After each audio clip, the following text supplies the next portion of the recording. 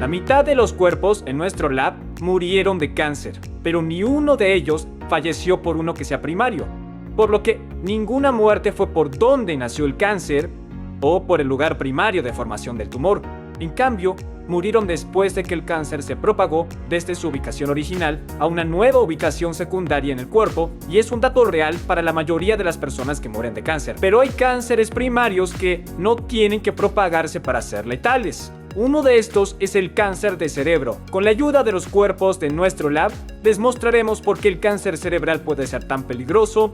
Hablaremos del tratamiento, veremos más tasas de supervivencia y por qué los tumores benignos no cancerosos en el cerebro también son extremadamente serios. Será un video bien neoplástico, así que a dar a la patología agresiva del cáncer de cerebro.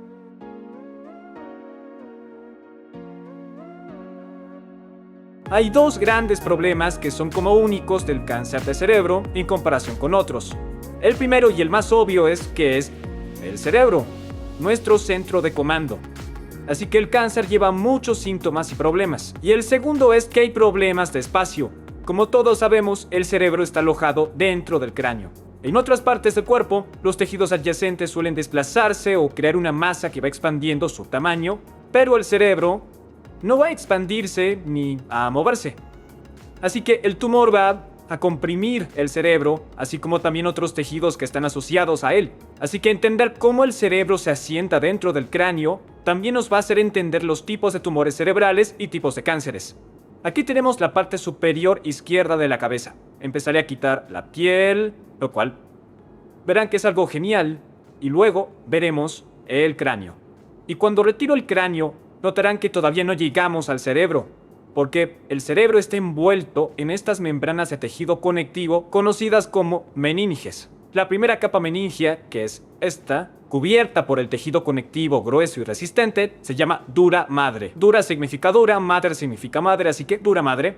La parte dura tiene sentido porque es un tejido conectivo duro, pero la parte de la madre no demasiado. Los anatomistas pensaron que las meninges daban origen a todos los tejidos del cuerpo.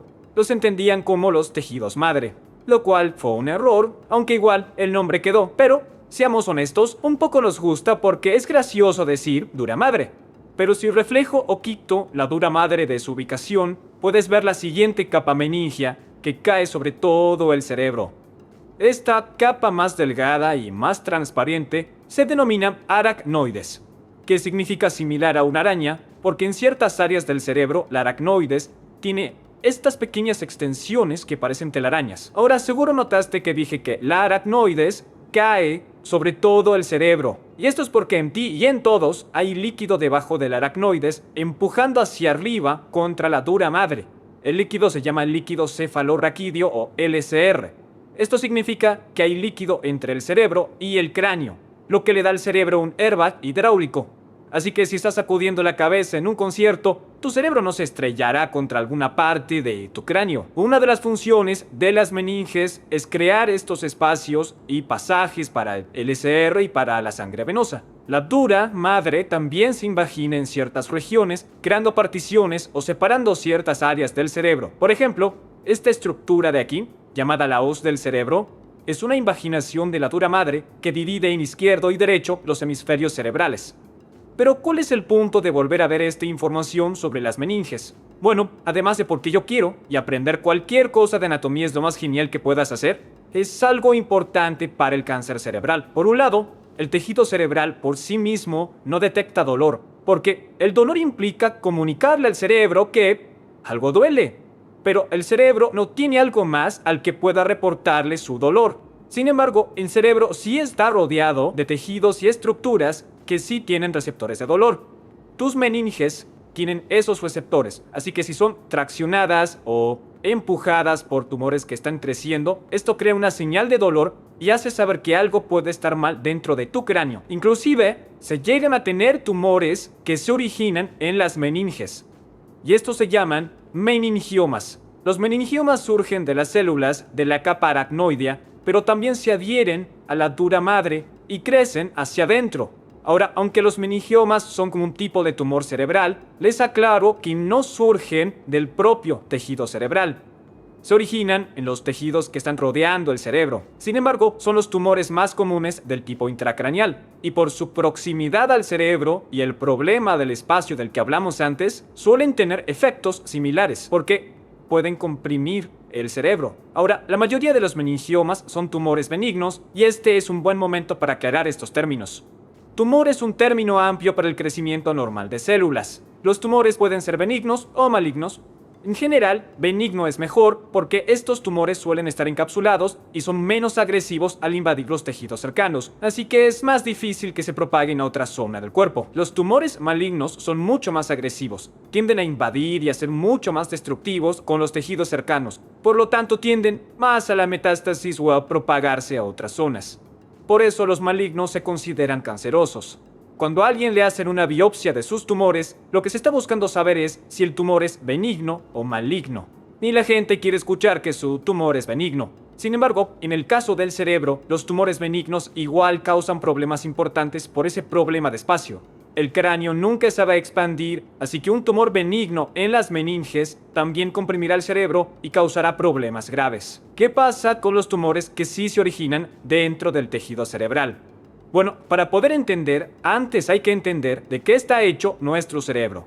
Si hiciéramos zoom y más zoom en el tejido cerebral, veríamos que el cerebro está compuesto por dos tipos de células o dos categorías de células: neuronas y neurogliales, o llamadas células gliales.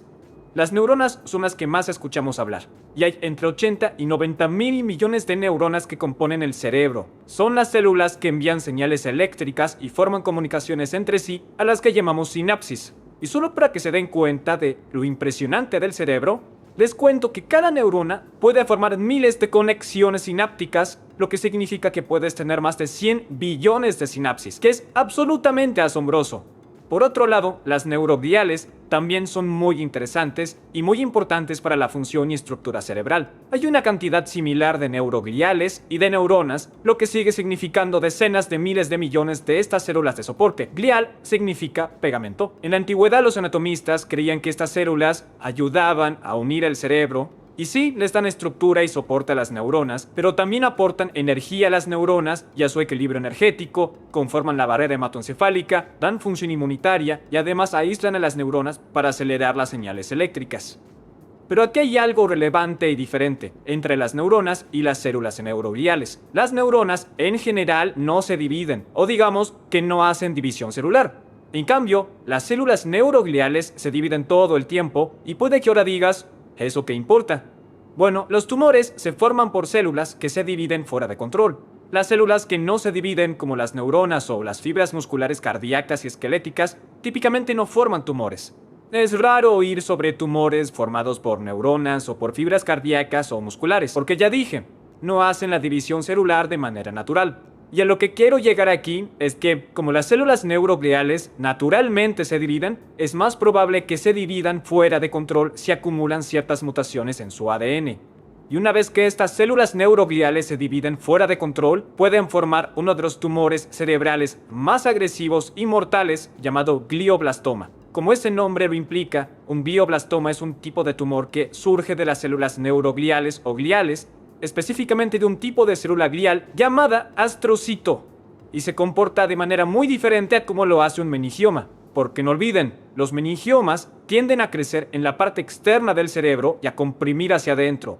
Los glioblastomas crecen desde adentro del tejido cerebral en sí. Y en lugar de formar una masa prolija y bien definida, tienden a infiltrar. Estos no son los típicos tumores benignos como los meningiomas. Los glioblastomas se extienden hacia el tejido cerebral circundante, casi como raíces creciendo en el suelo. Así que en vez de tener un límite claro, como con los meningiomas benignos donde dices esto es un tumor y este es un cerebro normal, estas líneas se vuelven borrosas con los glioblastomas y eso crea un problema importante para el tratamiento. En el tratamiento de estos tumores, el enfoque depende de cosas como el dónde está ubicado el tumor, qué tan grande es, qué tan rápido crece, si es benigno o maligno, y si los cirujanos pueden acceder a él de forma segura sin causar mucho daño al tejido cerebral. Pero la cirugía es una opción muy común para el tratamiento. El objetivo de la cirugía es extirpar la mayor cantidad posible del tumor y en algunos casos, con tumores como muchos meningiomas que están más bien definidos y crecen comprimiendo desde afuera, los cirujanos son capaces de extirpar una porción muy grande del tumor y a veces incluso todo. Pero tumores como los glioblastomas son más complicados a nivel quirúrgico porque no solo empujan al cerebro desde afuera, también crecen desde adentro del propio tejido cerebral y se infiltran en las áreas circundantes. Incluso si un cirujano extirpa todo lo que parece ser un tumor a simple vista o en las imágenes, pueden existir células tumorales microscópicas que quedaron cerca del cerebro. Y es una de las razones de por qué los glioblastomas son tan desafiantes. Entonces apuntamos a que otros tratamientos tengan éxito, como la radioterapia, que usa radiación de alta energía para dañar las células tumorales, y la quimioterapia, que usa medicación para intentar ralentizar o detener el tumor. Y estos tratamientos suelen usarse juntos, pero fuera de eso aún no se irá el problema del que estuvimos hablando durante todo el video, el espacio. A medida que el tumor crece y se infiltra, también crea presión dentro del cráneo. Y esa presión comprime estructuras cerebrales, complica la circulación e interfiere con la función cerebral. Por eso las personas con tumores cerebrales tienen síntomas como dolores de cabeza, convulsiones, cambios en la cognición, debilidad e incluso cambios en la personalidad que depende del tumor y dónde está. Y esto crea la necesidad de otro tratamiento para controlar estos síntomas en potencia. Ahora, ante un glioblastoma, el final o el pronóstico lamentablemente tiende a ser muy malo. Con tratamientos agresivos, la supervivencia promedio es de 15 meses y la supervivencia a largo plazo es poco común. No quiero decir que el tratamiento sea inútil porque tratarlo prolonga la vida, reduce síntomas y mejora la calidad de vida, pero sí que implica que los glioblastomas siguen siendo uno de los cánceres cerebrales más devastadores.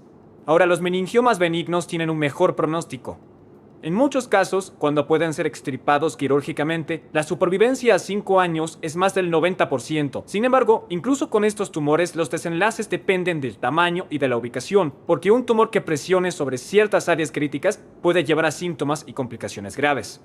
Así que aunque el término cáncer cerebral nos hace pensar en lo mortal que es un tumor, lo que vuelve a los tumores tan peligrosos y letales no es solo lo que son, también dónde están. Porque en otras partes del cuerpo queda o hay algo de espacio para adaptarse, pero dentro del cráneo hay muy poco margen para el error. Gracias a todos por ver y apoyar el canal, ojalá hayan aprendido alguna info útil y hasta el siguiente video.